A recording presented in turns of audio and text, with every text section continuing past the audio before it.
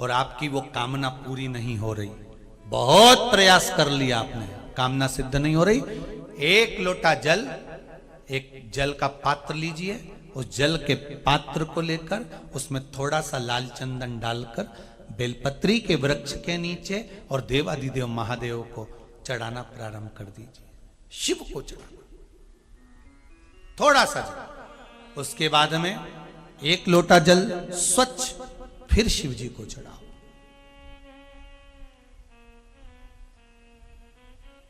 प्रयास करो बेलपत्री मिले, उस बेलपत्री पर लाल चंदन तीनों पत्तियों पर लगाकर लाल चंदन बेलपत्री के वृक्ष के नीचे समर्पित कर कर उसी बेलपत्री के वृक्ष के नीचे का बेलपत्र वापिस लेकर श्री शिवाय नमस्तुभ्यं बोलकर आपकी कामना कहकर भगवान शिव पर अघोरेश्वर महादेव का नाम लेकर आप चढ़ाना प्रारंभ करिए। बाबा आपका कार्य 3 महीने के अंदर पूर्ण कर देगा, सफलता देगा। शिव जी का एक नाम है अघोर।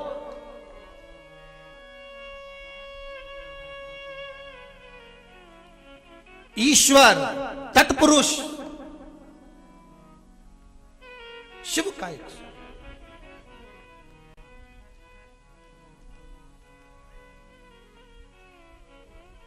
अभी अपने बीच में कुबेरेश्वर महादेव मंदिर से, कुबेरेश्वर धाम सीहोर से एक क्रम चालू करा था, आप लोगों ने करा ना, बेलपत्र का वृक्ष लगाओ। किस किसने लगाया था? हाथ उठाओ जरा। लगाया सबने? अरे बहुत बढ़िया, रख लो वापिस रख लो, बहुत बढ़िया, धन्यवाद आपको। लगाना चाहिए। अगर हमने वृक्ष लगाया है, बेलपत्र का वृक्ष रोपित करा है, या कहीं बेलपत्र का वृक्ष है उसके नीचे भी अगर हमने बेलपत्र समर्पित कर कर भगवान शिव का घोर नाम लेकर अगर बेलपत्र को ले जाकर शिव को समर्पित करा है तो उसका कार्य सिद्ध होता ही है। करके देखिए, भगवान शिव से निवेदन कर।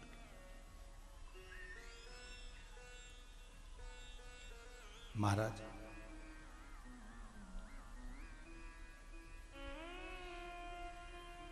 भगवान शिव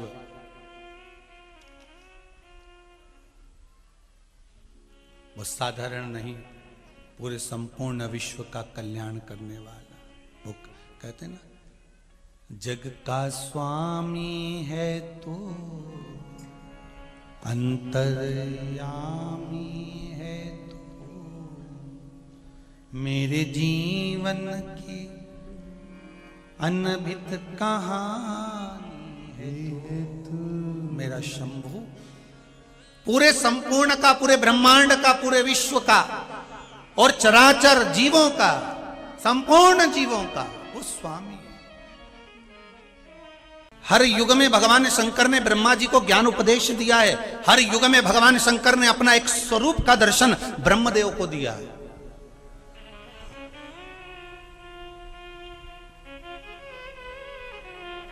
प्रत्येक युग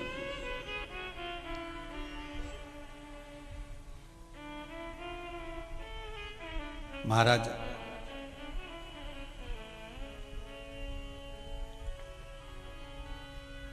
भगवान शिव के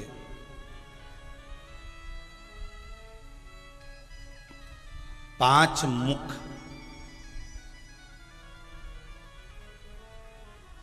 महाराज,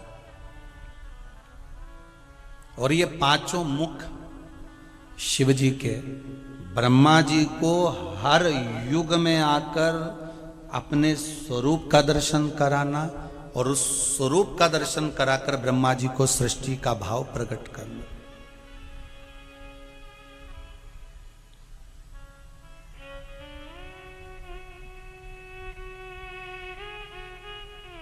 महाराज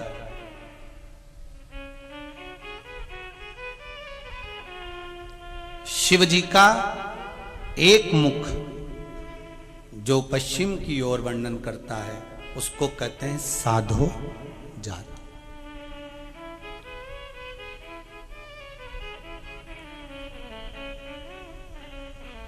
ये भगवान के बालक भाव को दर्शा देता है, भगवान के निर्मल भाव को दर्शा देता है, साधो जात।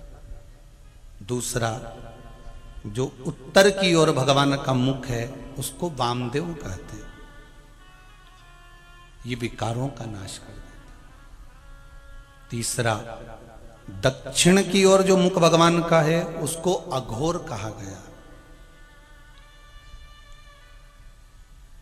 अघोर ये सिद्धि प्रदान करने वाला।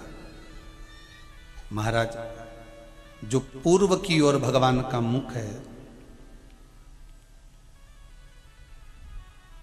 जो भगवान नित्य स्मरण की ओर, देखो एक अघोर रूप भगवान शिव ने जो लिया था ब्रह्मा जी के सामने, ब्रह्मा जी को जो वर्णन किया था कि इस रूप का दर्शन ब्रह्मदेव तुम करो और फिर सृष्टि का निर्माण करो, वो अघोर रूप कोई साधारण नहीं था, सिद्धता का सुख प्रदान करने वाला। एक बात और अपनी जिंदगी में उतार कर रखिए, शंकर जी के मंदिर में एक लोटा पानी चढ़ाते हो तो ये मत सोचना कि शंकर जी के 5 मुख का हमें दर्शन करना है। हमें शंकर जी का 5 मुख वाला मंदिर में जाना है, हमें शिव जी के 5 मुख का दर्शन करना है, हमें शंकर भगवान के इन मुखाग्र विंद का दर्शन। हमारे भीतर ये भाव प्रकट होना चाहिए कि हम जिस शिवलिंग पर जल चढ़ा रहे हैं, आप आपके घर के पास में, आपके मंदिर में, आपके घर के नजदीक में जो शिवालय हो, आपके घर के पास में जो शंकर जी का मंदिर हो, आप तो उस मंदिर में चले जाओ। और कभी कभी अगर कोई बहुत जरूरी बात करना हो शिव जी से और मंदिर में भीड़ ज्यादा हो, तो जो मंदिर एकांत में हो, जहां कोई नहीं जाता हो, वहां तुम पहुंच जाओ।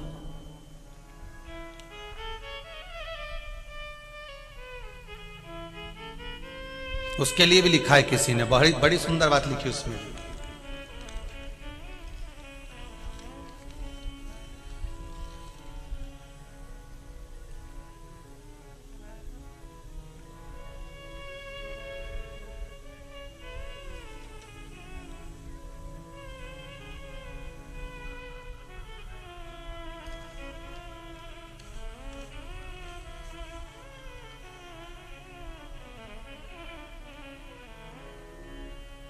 एक पत्र में लिखा है गुरुजी,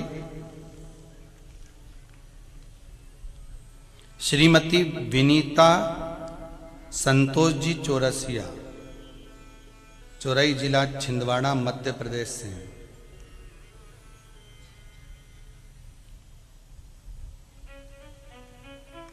कहीं बैठी हैं आप ही हैं? एक बार दोनों हाथ हिला दीजिए। हर हर महादेव।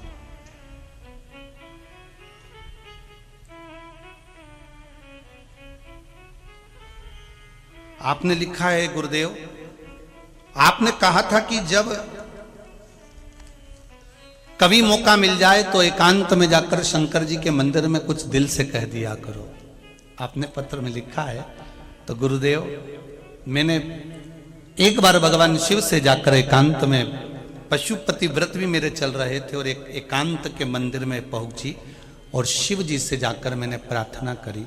गुरुदेव, उस प्रार्थना का फल ये मिला कि मेरे बेटे की नौकरी नहीं थी, पर जैसे ही बाबा को प्रार्थना कर कर मेरे पशुपति व्रत हुए और बेटे की नौकरी लग गई। आप ही ने लिखा है ना ये? दोनों हाथ हिला दो एक बार। हर हर महादेव। बैठिए बैठिए बैठिए। मेरे बेटे की नौकरी लग गई। फिर कहेंगे कभी जहां मेरा ओघड़दानी, मेरा शंभू, जहां मेरा शंकर, जहां आपको मिल जाए और जहां मेरा शिव मिल जाए और एकांत में मिल जाए, हम तो यहां तक कहेंगे तुम 4 व्हीलर गाड़ी से कहीं जा रहे हो, आपके मार्ग में कहीं शंकर का ओटला दिख जाए, कहीं शिव मंदिर मिल जाए और भगवान शंकर अकेले मिले हुए हैं जहां कोई नहीं है।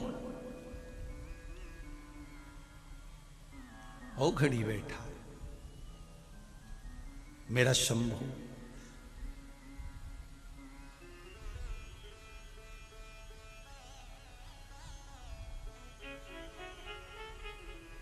वहां एकांत में बैठकर आप भगवान शिव का मूल मंत्र, शिव महापुराण का श्री, सभी लोग बोलेंगे श्री शिवाय नमस्तुभ्यं, श्री शिवाय नमस्तुभ्यं, श्री शिवाय नमस्तुभ्यं। उस मंत्र का स्मरण कर लो। एकांत में जहां शिव मिले थोड़ी देर बैठकर भगवान शंकर का भजन करो। अपने दिल की बात शंभू से कहो।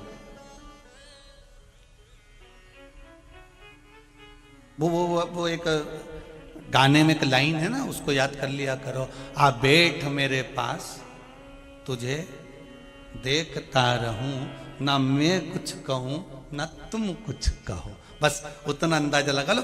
हमें मंदिर में गए, बाबा अकेले मिल गए, बस शंकर जी को निहार लिया। अगर हाथ में जल भी नहीं है, बेलपत्र भी नहीं है, फूल भी नहीं है, चावल भी नहीं है, कुछ भी नहीं है, पर निर्मल मन तो है ना। निर्मल मन सो मोहि पावा, मोहि छल छिद्र कपट ना भावा। मन दे दो भगवान। नहीं है कुछ, शिव को दिल दे दीजिए, अपना मन दे दो।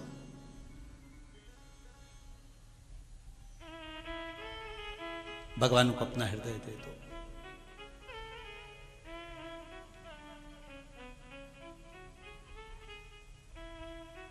बस वो कहे, तूने ऐसा डमरू बजाया, तूने ऐसा डमरू बजाया, मेरा दिल हर लिया। ओ भोलेनाथ ये क्या कर दिया। ओ भोलेनाथ, ओ भोलेनाथ। भगवान से जाकर बस मन दे दो, हृदय।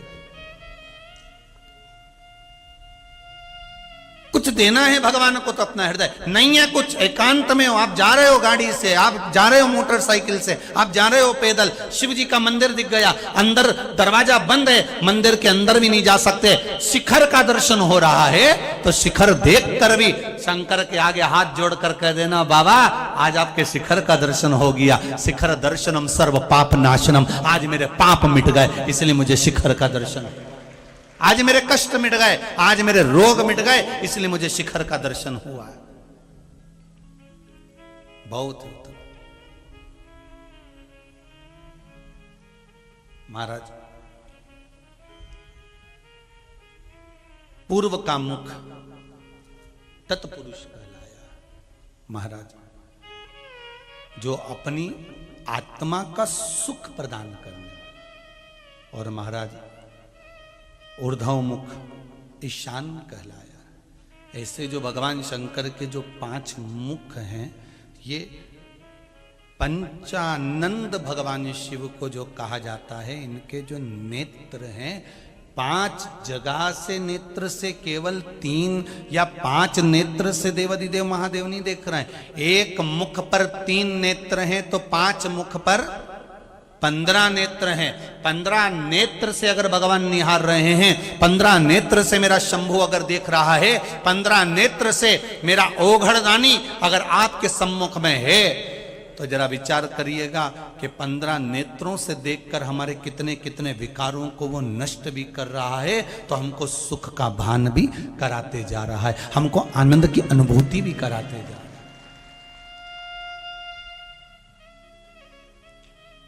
शिव मंदिर में जाओ ना, तो भगवान से एक बात और कहा करो, भगवान मेरे भीतर जितने अवगुण है ना, वो आप अच्छे से देख लो। मैं कितनी झूठ बोलती हूँ, कितना पाप करती हूँ, कितनी निंदा करती हूँ, कितना कपट। भगवान से कह दो मेरे अवगुण तुम गिन लो।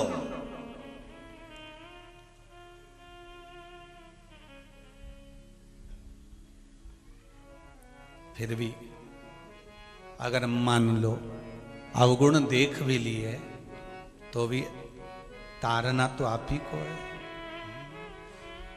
अगर नाथ दे गुण आप देख लीजिए, इसमें बहुत बहुत कुछ भरा हुआ। शंभु, हम तो अवगुणों की खान है, पर दया की खान तो आप ही हो, कृपा की खान तो आप ही हो, करुणा की खान तो आप ही हो। भगवान से कह सकते। देखिए कितने युगों में ब्रह्मा जी ने, हर युग में ब्रह्मा जी को भगवान शंकर ने दर्शन दिया। एक एक युग में आकर एक एक दर्शन को दिया और कहा ब्रह्मदेव सृष्टि की रचना करो। भगवान करें, भगवान ब्रह्मदेव सृष्टि की रचना। जब अघोर रूप भगवान शंकर ने रखा था, तब पूरा शरीर पर काले ही काले रूप का धारण कृष्ण स्वरूप।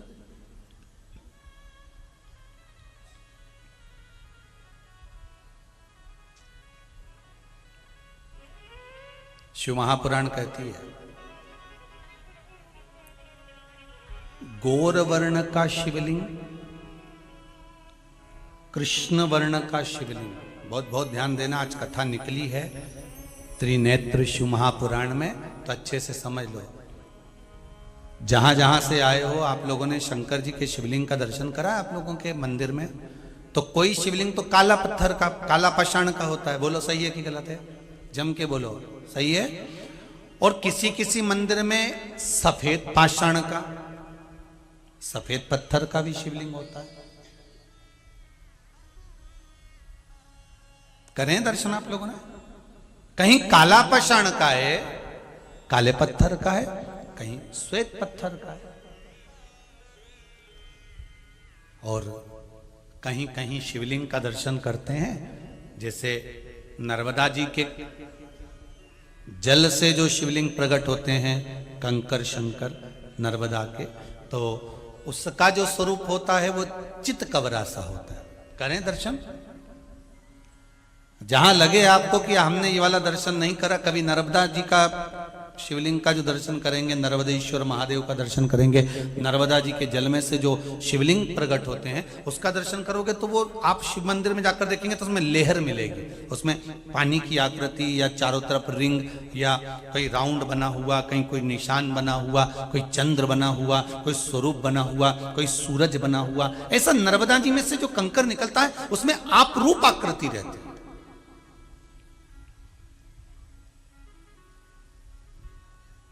कोई शिवलिंग काले पाषाण का है, आप दर्शन करेंगे तो उसमें प्राप्त होगा। हमारे जितने भी 12 ज्योतिर्लिंग में जाकर आप शंकर जी का दर्शन करेंगे, सारे शिवलिंग का स्वरूप कौन से कलर का है? काला, कृष्ण वर्ण का। महाकाल दादा को देख लो, मल्लिकार्जुन दादा को देख लो, चाहे विश्वनाथ दादा को देख लो, चाहे आप त्र्यंबक दादा को देख लो, चाहे आप जहां मर्जी पड़े वैद्यनाथ दादा को देख लो, नागेश्वर दादा को देख लो। आप जहां देखोगे ना दादा को, वो दादा आपको उसी स्वरूप में मिलने वाले।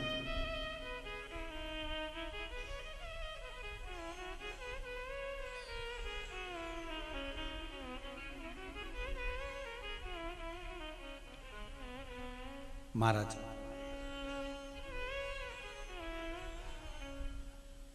केवल 2 शिवलिंग है जो काले पारत के नहीं दिखते, काले पाषाण के नहीं दिखते। एक केदारनाथ जी और दूसरे सोमनाथ जी। सोमनाथ जी तो आप लोगों को ज्ञात भी होगा, आप लोगों ने, हमारे तो शिक्षा में हम लोग पढ़ने में आता था, तो आप लोगों ने भी पढ़ा होगा कि कुछ उपद्रवियों ने आक्रमण करा था और शिवलिंग को ले गए थे और सब करा, तो वो निर्माण फिर बाद में किया गया। इसलिए शिवलिंग का सुनी तो था काला ही, पाषाण वही था। और केदारेश्वर बाबा का जो शिवलिंग है वो काला पाषाण नहीं, वो तो एक स्फटिक की तरह, एक सुंदर नग की तरह चमकदार स्वरूप बाबा का है, सोने जैसी चमक।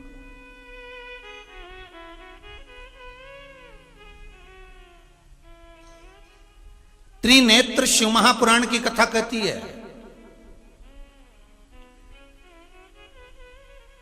अगर काले पाषाण के शिवलिंग पर हम जल चढ़ा रहे हैं, जो काले पाषाण का शिवलिंग है, जो काले पाषाण से निर्मित किया गया है, जो काले पाषाण से बना हुआ है, अगर हम उसकी आराधना कर रहे हैं, उस पे जल चढ़ा रहे हैं, उसकी आराधना कर रहे हैं, उस पे हम जल चढ़ा रहे हैं, बेलपत्र चढ़ा रहे हैं, पुष्प चढ़ा रहे हैं, आराधना कर रहे हैं, तो ये जानकर करना कि उस काले पाषाण में, ध्यान दीजिए, ब्रह्मा भी हैं, विष्णु भी हैं और शिव भी हैं।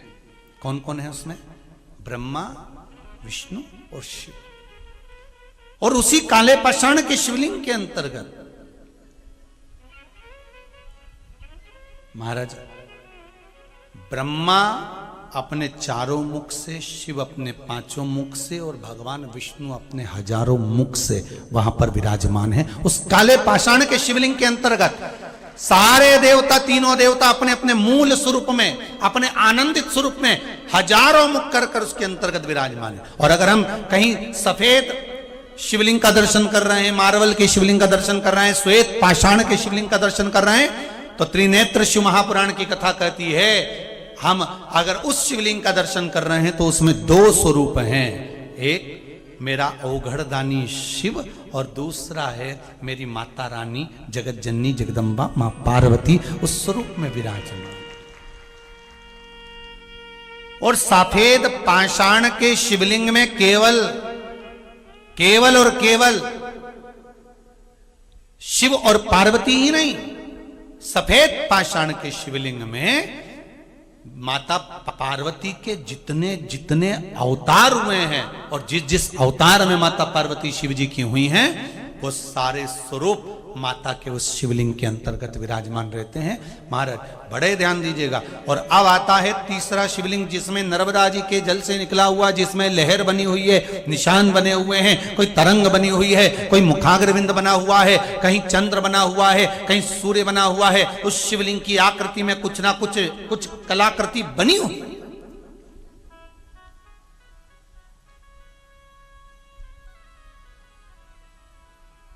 नर्मदा के उस शिवलिंग का वर्णन।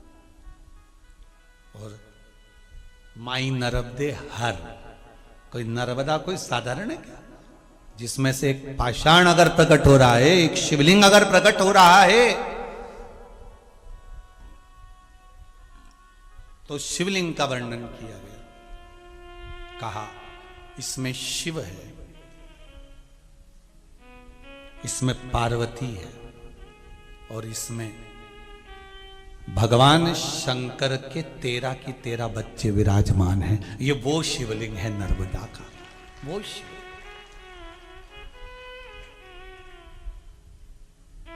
संपूर्ण शिव। बहुत ध्यान देना, पहले आपको कथा में बताया गया था, पहले कथाओं में जितनी बार कथा में कहा गया था उसका भी स्मरण कर लें। हमने कहा था ये शिवलिंग है, ये जलाधारी माता पार्वती जी का हस्त कमल है। जहां से पानी नीचे गिरता है, राइट भाग गणेश, लेफ्ट भाग कार्तिकेय, बीच में जो मोटी सी लाइन है वो अशोक सुंदरी, ऊपर से जो बूंद बूंद जल गिर रहा है शंकर भगवान की 5 लड़कियां जया, विषहरा, शामरी बारी, दौतली और देव है। पर आज कथा में जो त्रिनेत्र शिव महापुराण की कथा चल रही है उसमें प्रथम बार अपन को यह संवाद श्रवण करने को मिल रहा है कि कौन से शिवलिंग का स्वरूप, वर्ण, कौन सा स्वरूप किस, कोई कृष्ण वर्ण का है, कोई श्वेत वर्ण का है, तो उसका आनंद क्या, उसमें किस किस का वास है, ये हमको प्रथम बार इस कथा में श्रवण करने का सौभाग्य प्राप्त हुआ है। आपको भी और हमको, आपको भी मिल रहा है और हमको भी मिल रहा है कि कौन से शिवलिंग में कौन कौन विराजमान।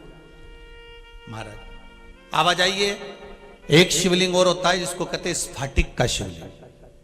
काय का शिवलिंग है, जम के बोलिए जरा, स्फटिक का शिवलिंग। ये किसी किसी के घर में होता है, कांच जैसा दर्शन होता है। कई लोगों के घर में स्फटिक की जगह लोगों ने कांच का नकली बना के दे दिया हो, अब करे क्या, कहलाएगा। तो स्फटिक का शिवलिंग, स्फटिक के शिवलिंग अगर ओरिजिनल है, असली स्फटिक का शिवलिंग है, कांच का नहीं, असली अगर स्फटिक का शिवलिंग है आपके घर में, तो उस शिवलिंग में महाराज भगवान देव आदिदेव महादेव, चंद्र, सूर्य और उस शिवलिंग के अंतर्गत शंकर भगवान का मूल स्वरूप तत्पुरुष भगवान विराजमान होते हैं।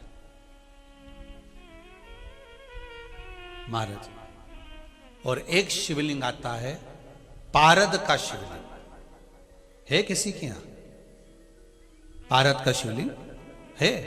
अरे वाह, रखिए। किसी किसी जगह पर अपने को दर्शन मिलते पारद का शिवलिंग। पारद के शिवलिंग में किस किस का निर्माण, कौन कौन विराजमान है महाराज? तो शिव महापुराण की कथा कहती है पारद के शिवलिंग के अंतर्गत मेरे देव अधिदेव महादेव तो हैं, साथ में माँ जगज्जननी जगदम्बा भी उसके अंतर्गत विराजमान है। और पारद के शिवलिंग के अंतर्गत महाराज 64 योगनिया कुबेर जी के साथ विराजमान होती है उस पारद के शिवलिंग के अंदर।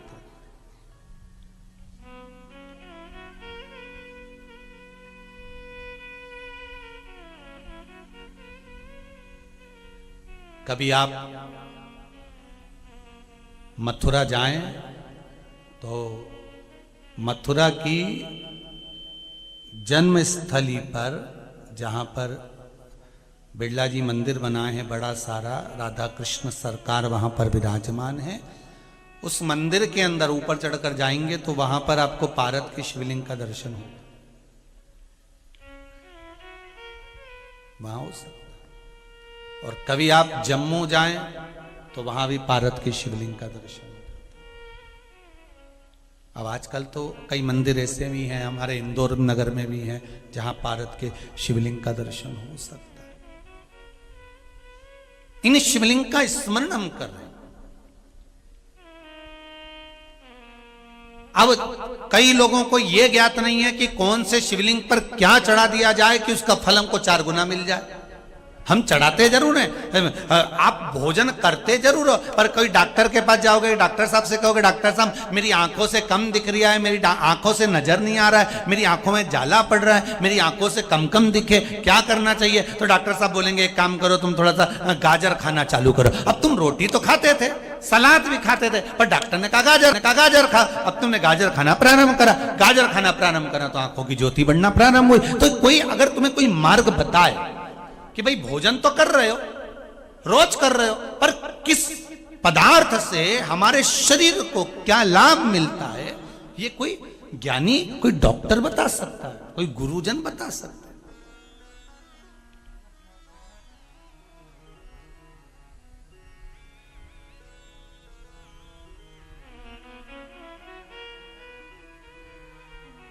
अब कोई आप जाओ और कोई से जाकर कहे कि महाराज हमें बताओ कि पारद का शिवलिंग है तो हम उस पर क्या चढ़ा दें कि हमारी मनोकामना पूरी हो जाए। सफेद शिवलिंग है तो उस पर हम क्या चढ़ाएं कि हमारी मनोकामना पूर्ण हो जाए। काले पाषाण का शिवलिंग है तो हम क्या चढ़ाएं कि हमारी मनोकामना पूर्ण हो जाए। स्फटिक का शिवलिंग है हम क्या चढ़ाएं कि हमारी मनोकामना पूर्ण हो जाए। मां नर्मदा के जल से निकला हुआ नर्मदेश्वर शिवलिंग है, हम उसे क्या समर्पित कर दें कि हमारा कार्य सिद्ध हो जाए। भगवान का एक नाम है अघोर। ब्रह्मा जी को दर्शन दिया, अघोर मतलब सिद्ध नाम, सिद्ध करने वाला, कार्य की सिद्धता देने वाला। गो बाबा मेरे, भगवान से निवेदन करना।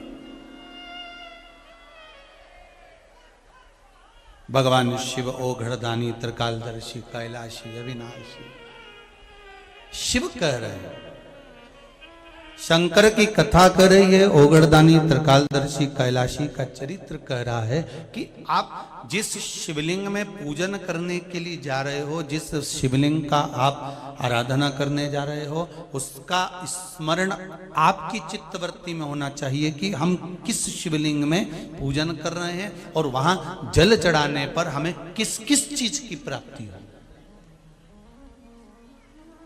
हमें क्या क्या मिल रहा है, हमें क्या क्या प्राप्त हो रहा है। तो काले पाषाण के शिवलिंग में कौन कौन है जरा जम के बोलिए, ध्यान आया कि नहीं आया? कौन कौन है उसमें? ब्रह्मा, विष्णु और शिव। सफेद पाषाण के शिवलिंग में कौन कौन है? शिव, चंद्र, सूर्य और मां जगज्जननी मां आद्य शक्ति, माता का स्वरूप उसमें है। नर्मदा जी के शिवलिंग में कौन कौन है? संपूर्ण शिव जी का परिवार, संपूर्ण। स्फटिक के शिवलिंग में भी चंद्र सूर्य सब विराज। पारद के शिवलिंग में मां आद्य शक्ति शिव 64 योगनिया और कुबेर उसी के अंतर्गत विराज। शिवलिंग। अब एक शिवलिंग और होता है, कईयों के घर में पुराने समय से चले आ रहा है। कौन सा शिवलिंग है? तो कहा महाराज जी हमारे यहां तो पीतल का शिवलिंग है किसी किसी के यहाँ? जरा हाथ उठाओ जरा। है? अब देखो कितने लोगों के यहाँ अगर कथा रह जाती, छूट जाती, तो आपको लगता कि ये शिवलिंग का कोई महत्व गुरु जी ने नहीं बताया है। पीतल का शिवलिंग। और पीतल के शिवलिंग का वर्णन किया है महाराज। उस शिवलिंग के अंतर्गत भगवान देवाधिदेव महादेव स्वयं नवग्रह देवता के साथ में धातु के जितने शिवलिंग होते हैं, धातु के जो भी शिवलिंग हो, चांदी का, सोने का, आदि जितने शिवलिंग धातु के होंगे, सारे शिवलिंग के अंतर्गत भगवान शंकर नवग्रह देव के साथ में, उनकी अर्धांगिनियों के साथ में, उनके कुल के साथ में विराजमान होते हैं। हमारे जो पुराने लोग हैं ना, पुराने जो घर के बुजुर्ग लोग हैं, जो पुराना शिवलिंग रखते थे पीतल का, कोई ऐसे ही नहीं रख देते थे कि आप लोगों में, आप लोग तो सोचे कि नहीं साहब हमारा पीतल का शिवलिंग है, हम तो इसको हटा देंगे, ना पारद का शिवलिंग या पत्थर का शिवलिंग या पाषाण का शिवलिंग या स्फटिक का शिवलिंग लेकर आएंगे। तो ये बात तब छोड़ दो। आपके घर में जो शिवलिंग है, आपके घर में जो शिवलिंग विराजमान है, आप तो उसकी आराधना करो। ब्रह्मदेव से कहकर भगवान शंकर ने सृष्टि खंड को आगे बढ़ाया, सृष्टि की रचना करना प्रारंभ करा। जब ब्रह्मा जी सृष्टि की रचना करने के लिए प्रारंभ हुए, तब देवता इतने प्रसन्न हुए कि ब्रह्मा जी और भगवान शंकर का गुणगान गाने लगे। जैसे ही गुणगान करने लगे तो भगवान शंकर के जो आनंद भाव में रहने वाले गंधर्व थे, जो भगवान शिव की भक्ति का आनंद सुख प्रदान करते थे, वही तुमरुका जी आज शंकर भगवान के भजन का नाद कर रहे हैं। शिव जी के 5 मुखों का वर्णन तुमरुका जी ने करना प्रारंभ करा। बहुत ध्यान देना महाराज इस कथा को। सारे मंदिरों में शिव जी के साथ में माता पार्वती है, केवल एक काशी के विश्वनाथ, जिनके मंदिर में पार्वती जी की जगह, पार्वती जी के सम्मुख में मां अन्नपूर्णा है। कौन सी माता है? अन्नपूर्णा।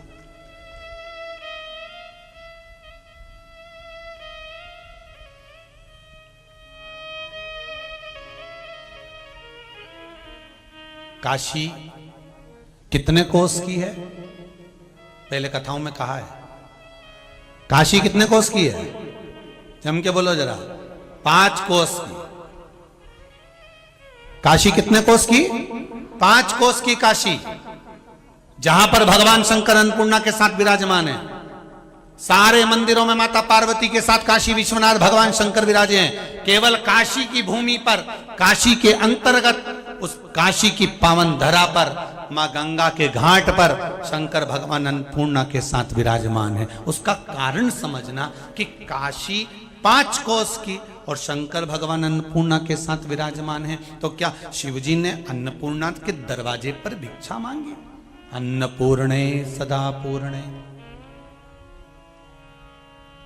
हे मां, अन्नपूर्णा जी से भिक्षा मांगी। पर शिव महापुराण की कथा कहती है, अगर अन्नपूर्णा माता ने शंकर भगवान को भिक्षा प्रदान करी है, तो शंकर भगवान ने भी माता अन्नपूर्णा को ज्ञान की भिक्षा प्रदान करी है कि लो हम तुम्हें ज्ञान की भिक्षा देते हैं। तुम अन्न की भिक्षा दे रही हो, हम तुम्हें ज्ञान की भिक्षा देते। वो कौन सा ज्ञान था जो माता अन्नपूर्णा को शंकर भगवान ने काशी में दिया था? माता अन्नपूर्णा को मेरे देव अधिदेव महादेव जब मां पूर्णा भिक्षा का दान दे रही हैं, तब भगवान शंकर उनको ज्ञान का दान दे रहे हैं। वो कौन सी भिक्षा थी?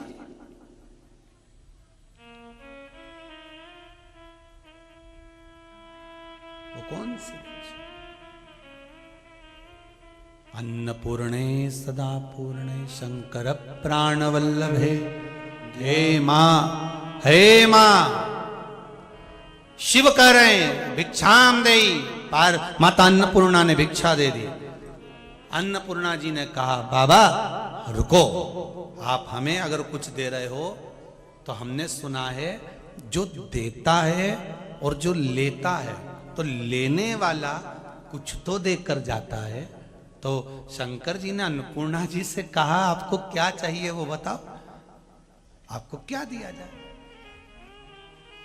आज के जमाने में अगर हम किसी भिक्षुक को, किसी भिखारी को रुपया दे दें, अब वो दरवाजे पे खड़ा है और तुमने उसको 1 रुपया दे दिया तो उसको तो गुस्सा आ जाता है, बताओ 1 रुपया दिया, अपशब्द कह जाता है।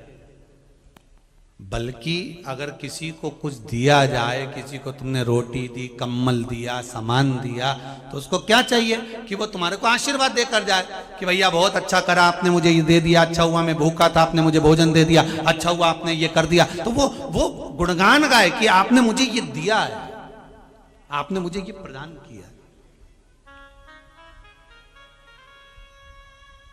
तो शिव जी कह रहे हैं कि मांगो, क्या चाहिए। अन्नपूर्णा जी कहती हैं बाबा हमने आपको भिक्षा दी है, आप भी कुछ भिक्षा में दे दीजिए, आप भी कुछ भिक्षा दे दीजिए, क्या चाहिए बोलो बोलो क्या दिया है।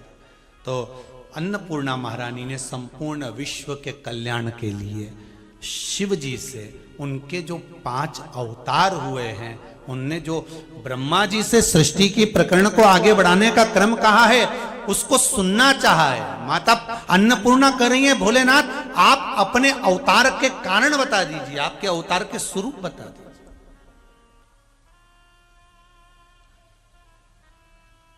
हमारे हिंदू धर्म में एक नियम रहा है पहले से, माताएं जब पूजन करने बैठती है ना, कोई सा भाई करवा चौथ का व्रत करती है, तीज का व्रत करती है, दूज का व्रत करती है, छठ का व्रत करती है, सप्तमी का, अष्टमी का, जो भी व्रत माताएं करती हैं, जब माताएं व्रत करती हैं तो 2-4 मोहल्ले की माता उनके साथ बैठकर उसकी कहानी पढ़ती है। बोलो सही है कि गलत है? कहानी बोलती हैं कि कहानी बोलो। जैसे चतुर्थी का व्रत करा तो एक बहू ने कहानी बोली, एक सास ने कहानी बोली, कहानी बोलती है। ये कब से चालू हुआ? जब अन्नपूर्णा जी ने शंकर भगवान से कहा कि मुझे ज्ञान की भिक्षा दो, मुझे भी कुछ सुना दो।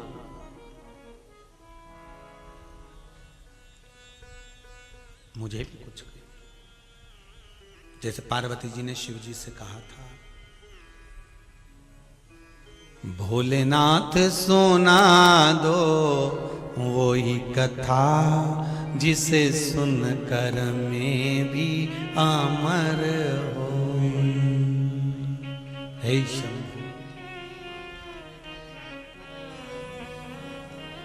हे शंकर, ऐसी कथा मुझे भी सुना दो जिस कथा को सुना था मीरा ने, जिस कथा को सुना था मीरा ने, भोलेनाथ सुना दो ऐसी कथा जिसे मैं भी सुन के अमर हो। शंभु वो कथा मैं भी सुनना चाहती, वो मैं भी श्रवण करना चाहता। भगवान शंकर अन्नपूर्णा को अपने 5 मुख की कथा कर रहे हैं। शिव जी प्रसन्न हो गए, अन्नपूर्णा मेरा वर है तुझे, प्रत्येक घर में, रसोई घर के अंदर तू सदा विराजमान रहेगी, प्रत्येक घर में तू विराजमान रहेगी। बहुत ध्यान देना इस कथा पर। शिव जी अन्नपूर्णा से कह रहे हैं तुमने मुझे भिक्षा का दान दी, मैंने तुम्हें ज्ञान का दान दिया। और सुनो अन्नपूर्णा, प्रत्येक घर में तुम रसोई घर में सदा विराजमान रहोगी। अन्नपूर्णा रसोई घर में, अन्नपूर्णा जी कह रही हैं कि मुझे स्थान क्यों दे रहे हो, रसोई घर में ही मुझे स्थान क्यों दिया। अन्नपूर्णा महारानी को रसोई घर में स्थान क्यों दिया? तब शंकर भगवान ने कहा, अन्नपूर्णा, जहां पर रस का भंडार होगा, पूरे परिवार के लिए जहां भोजन का निर्माण होगा, तू वहां पर बैठी रहेगी, तो जो ज्ञान मैंने तुझे दिया, तू उस भोजन में वो ज्ञान प्रदान करेगी। जितने लोग ग्रहण करेंगे उनकी बुद्धि संवर जाएगी। जहां से निर्माण हुआ वहीं से बुद्धि संवार दी जाए।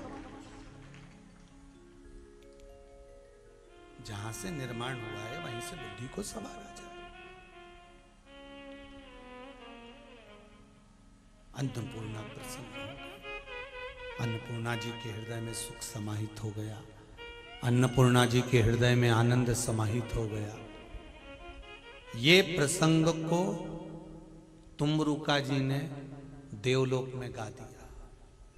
ध्यान दीजिएगा, यही 5 मुख के प्रसंग को तुमरुका जी ने देवलोक में गाया। और जो तुमरुका जी ने गाना चालू करा, इतने में तो देवऋषि नारद का आगमन हो गया।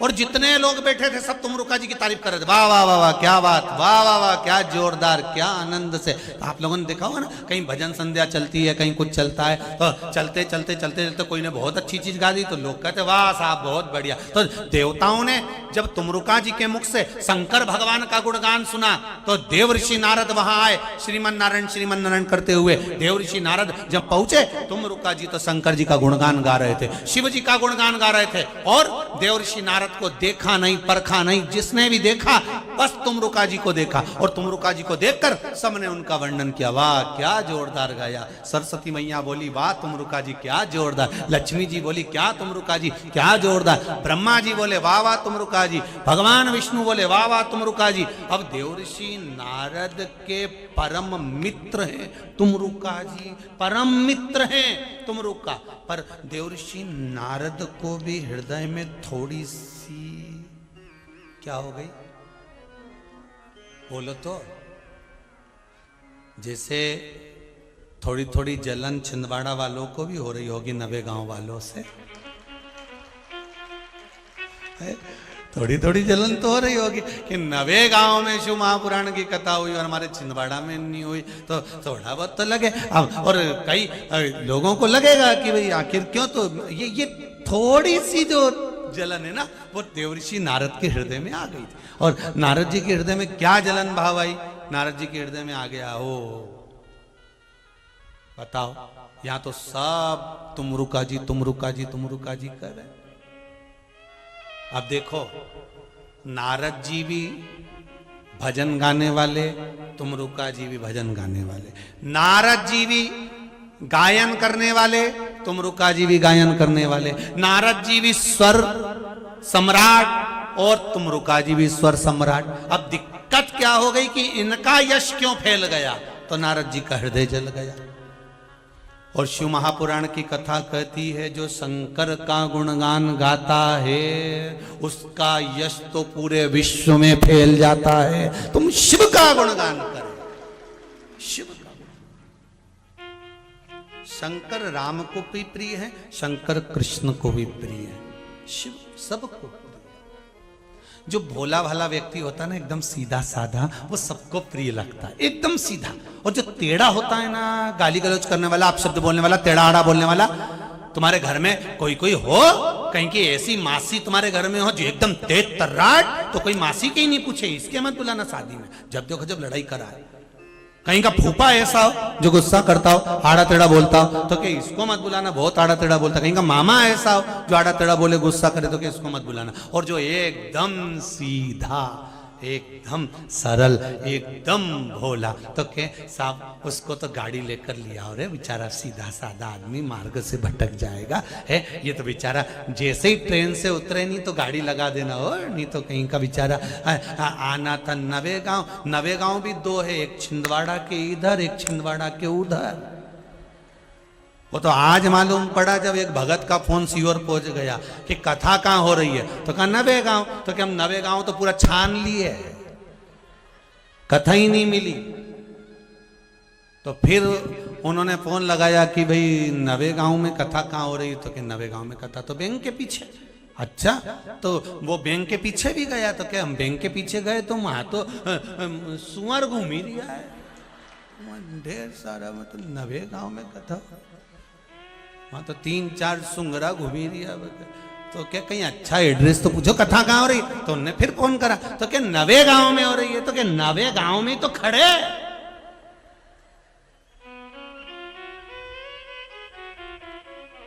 तब फिर एक कार्यकर्ता से पूछा, तो उन्होंने बताया साहब स्टेशन वाला नवे गांव, उस नवे गांव में स्टेशन नहीं है, इस नवे गांव में स्टेशन है। तो फिर समझ में आया, तो वो कि हम तो बताओ 70 किलोमीटर दूर आ गए।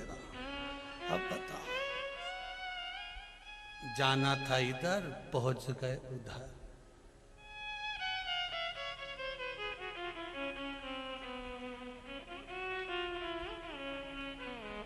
अच्छा, तुम लोगों को मिल गया था नवे गांव, तुम लोग ज्यादा समझदार हो।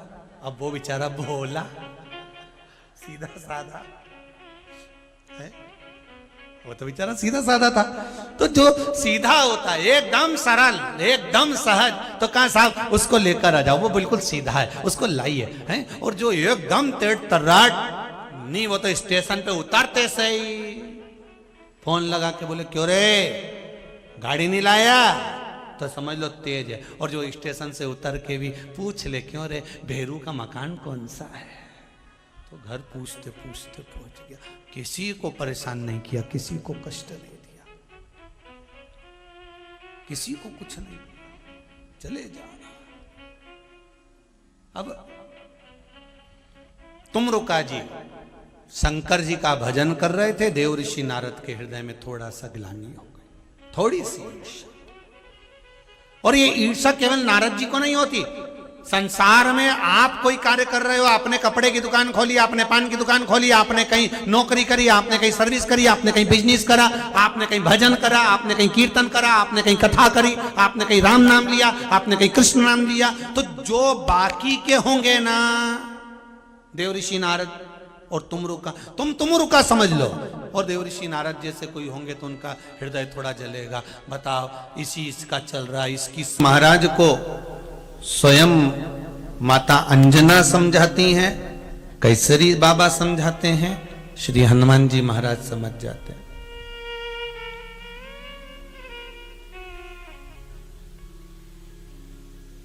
पर पूरी रामचरितमानस में एक स्थान ऐसा आता है, एक जगह ऐसी आती है कि उस स्थान पर हनुमान जी सारी जगह छोड़कर उस पर्वत पर चढ़कर उस पे लात रखकर वो पर्वत पर अपना पांव रखकर फिर लंका की ओर जाते हैं, और पर्वत पर जैसे ही पांव रखा वो पर्वत जमीन में चला जाता है, पाताल में चला जाता है। सुना है कि नहीं सुना?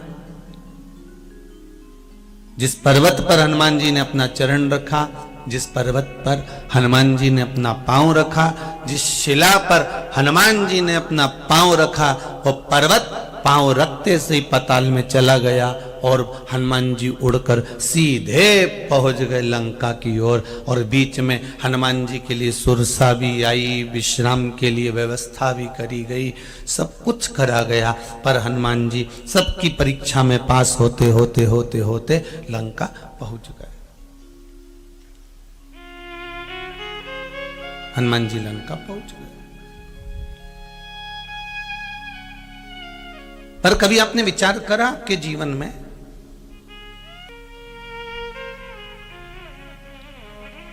कभी अपनी दृष्टि से देखा आपने? ये त्रिनेत्र शिव महापुराण की कथा चल रही है, इसमें 3 नेत्रों का व्याख्यान वर्णन है। 3 नेत्रों से आप ध्यान रखिएगा। रामचरितमानस तो अपन ने पढ़ी, ध्यान भी करा, स्मरण भी करा, सब कुछ पढ़ा। राम जी का चरित्र भी पढ़ा, माता कौशल्या का चरित्र भी पढ़ा, श्री दशरथ बाबा का चरित्र भी पढ़ा, लंकाधिपति रावण का चरित्र भी पढ़ा, सब कुछ हमने ज्ञात किया।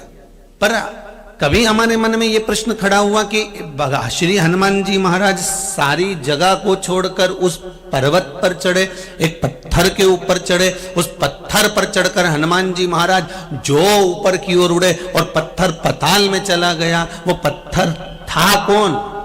जो पताल के अंदर घुस गया, पताल के अंदर चले गए।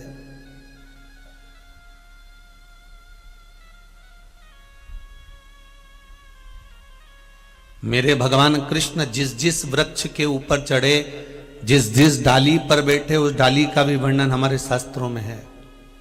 मेरे राम जी महाराज जिस जिस आश्रम में पहुंचे, जिस जिस जगह पर पहुंचे, उस आश्रम का वर्णन हमारे शास्त्रों में है।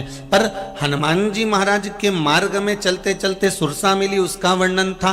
कोई पर्वत विश्राम के लिए आया, उसका भी वर्णन था। लंका में पहुंचे, लंकनी मिली, उसका भी वर्णन था। विभीषण का घर मिला, उसका भी वर्णन था। पर हनुमान जी महाराज जिस पत्थर पर चढ़े और जिस पत्थर पर हनुमान जी ने अपना पांव रखा और वो पत्थर पताल में चले गया, आखिर वो पत्थर था कौन? जिस पर हनुमान जी सब जगह छोड़कर उसी पत्थर पर क्यों चढ़े? वही पत्थर क्यों मिला?